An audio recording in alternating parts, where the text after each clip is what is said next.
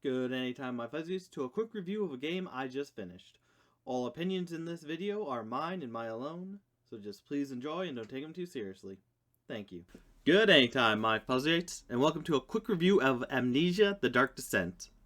As always with these videos, I like to rate them 1 to 5, 1 being 1 0, 0 1 being that whatever I was trying to go for didn't really connect with me.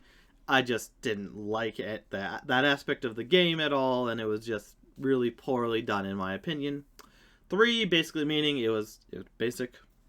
It didn't really excite me overly. It didn't really undermine anything. It was just, yeah, whatever they were trying to do, they did it, but basic. Basically, they just did whatever they were meant to do. Didn't excite, didn't overthrill, didn't underthrill, all that good stuff. And then 5. I say 5, which is just if for whatever category it is, they really went above and beyond. They really wowed me with it. I wanted more of it. I loved it. Ate it all up. Yum, yum, yum. All that good stuff.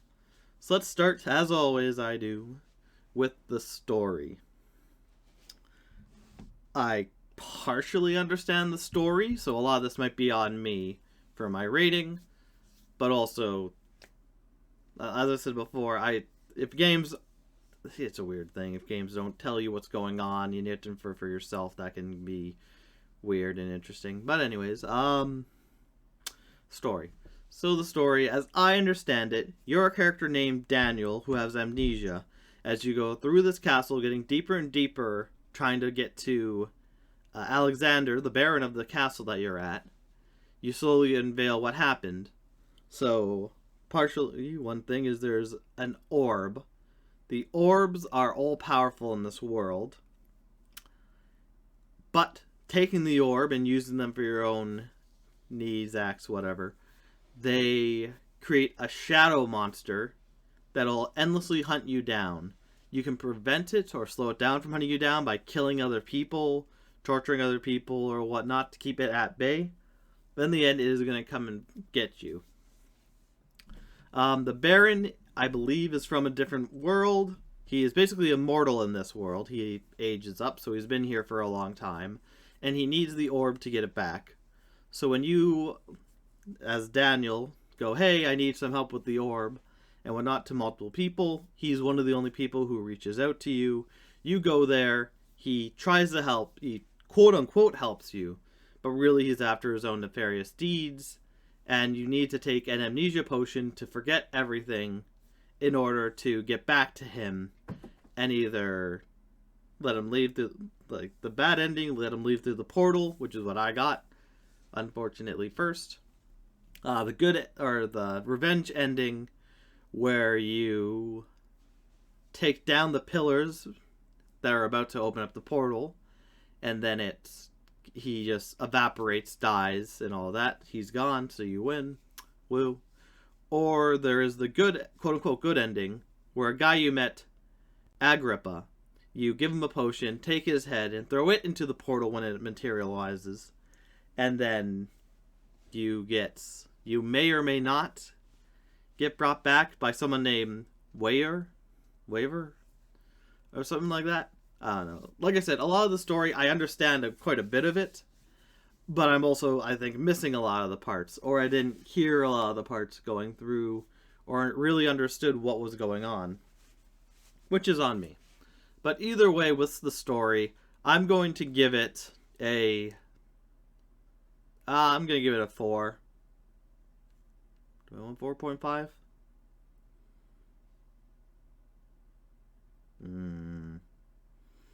Debating whether it's a 4 or 4.5. Give me a second as I wrestle with myself.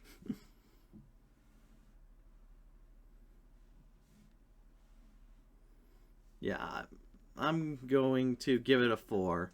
Because it's interesting, I want to know more about it. And if I know more about it, hopefully that'll bring my understanding. That will bring my understanding up, and it will also let me go, oh, okay, so this, and this happened because of X, Y, Z. Got her. But yeah. Besides that, yeah, I'll give it a 4.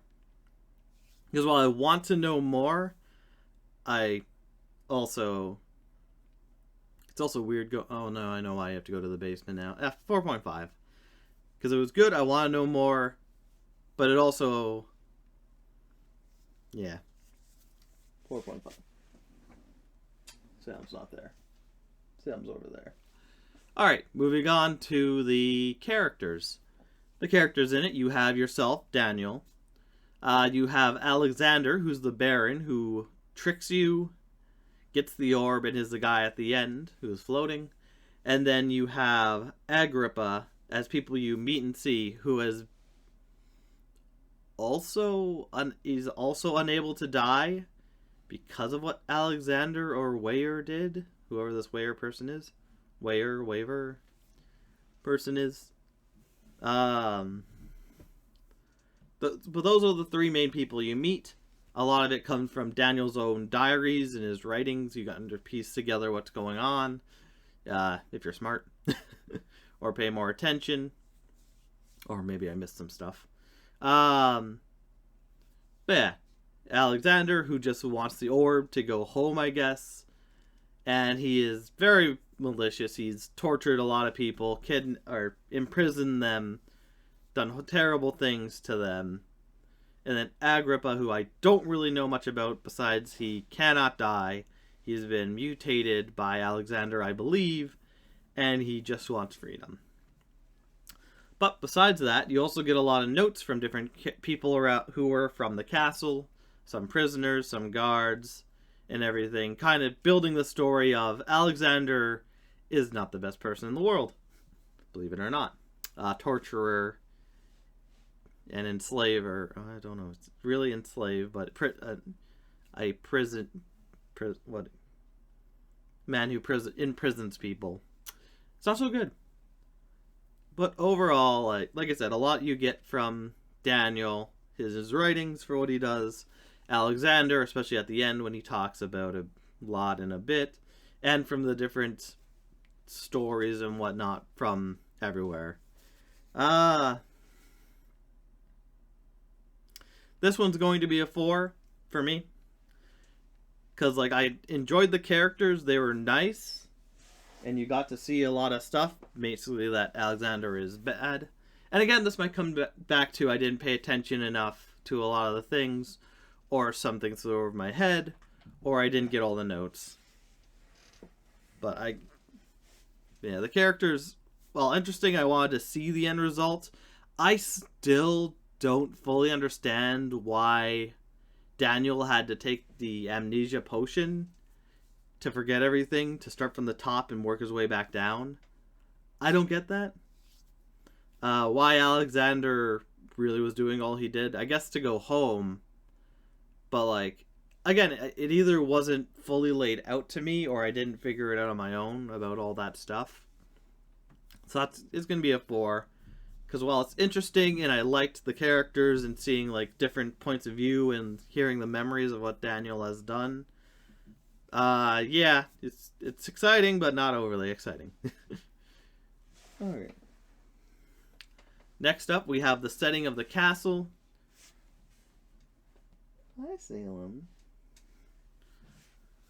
Which you had, it's a castle, but you went to different various rooms, like a guest room.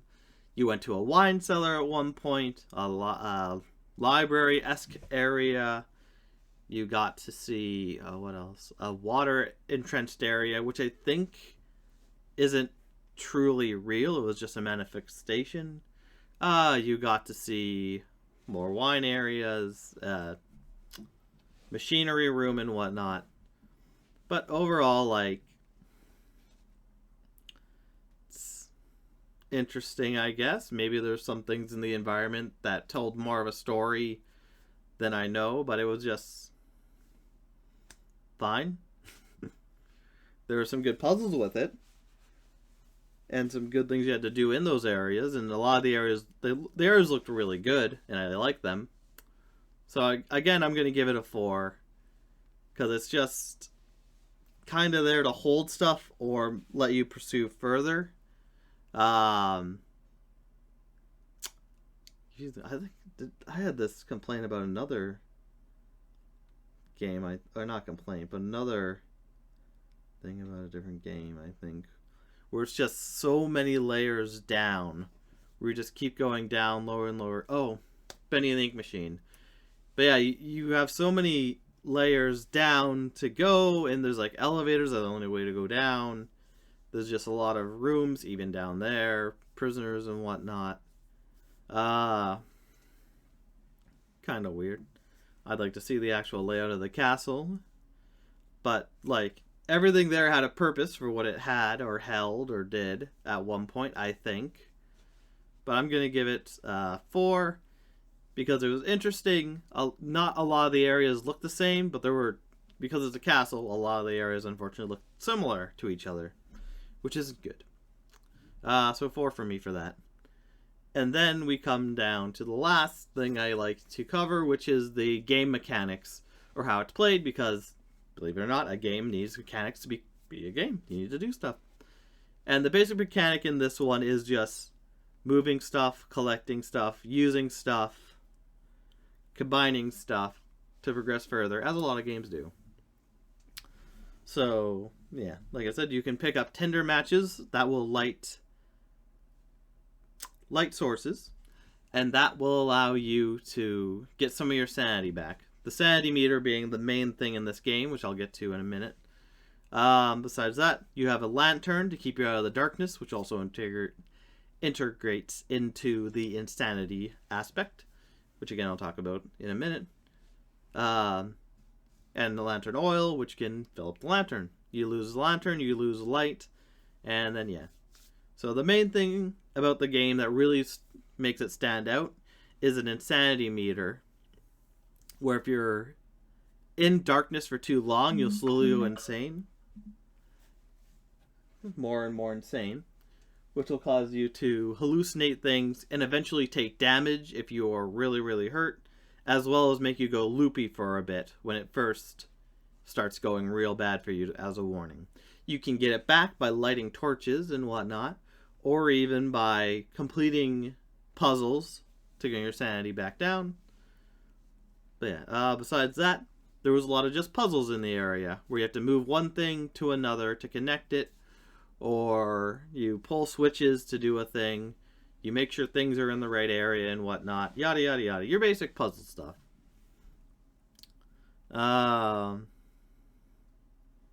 There's a running, grabbing, moving, pulling, pushing, forceful pulling, pushing, all that good stuff. So overall, for gameplay, I am going to give the gameplay a 4.5. Because the amnesia thing is interesting, where it's stay out of the darkness. I didn't mention it, but there's also bad guys or enemies that are weird. They have to like creep around and stay out of sight for them. But I'm giving it a 4.5 because, yeah, while it was fun, I liked a lot of the puzzles, which is why it's 4.5, because it was a lot of fun to figure out what to do, and there wasn't much where I had to look something up.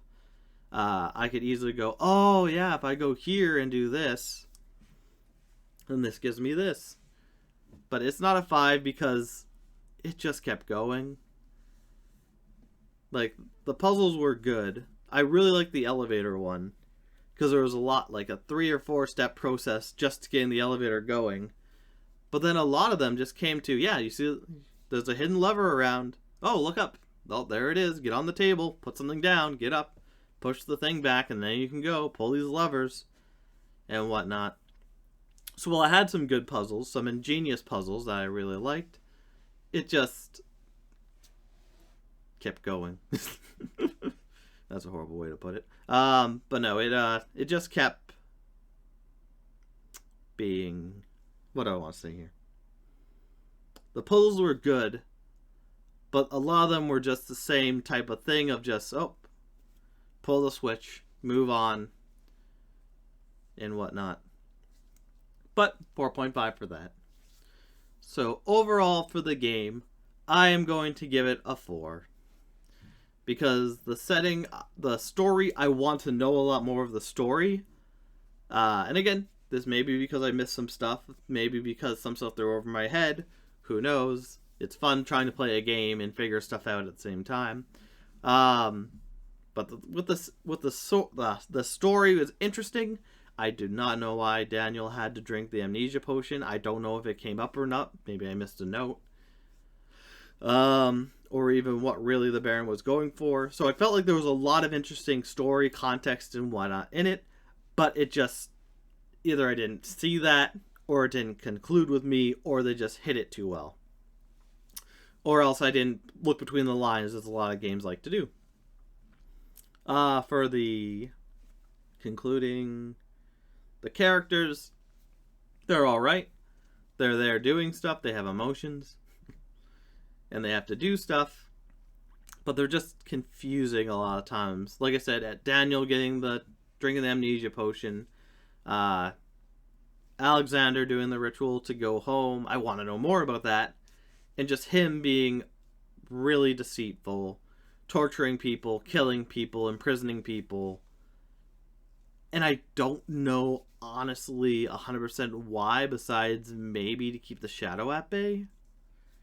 Maybe? I don't know. The setting was nice. It looked good, but it's a castle, so a lot of it's indoors. Because, that's also the thing. It's dark. Haha. There were some rooms that were a lot different, where they'd have carpet, more color to them, pictures and whatnot. But a lot of it was just kind of drab.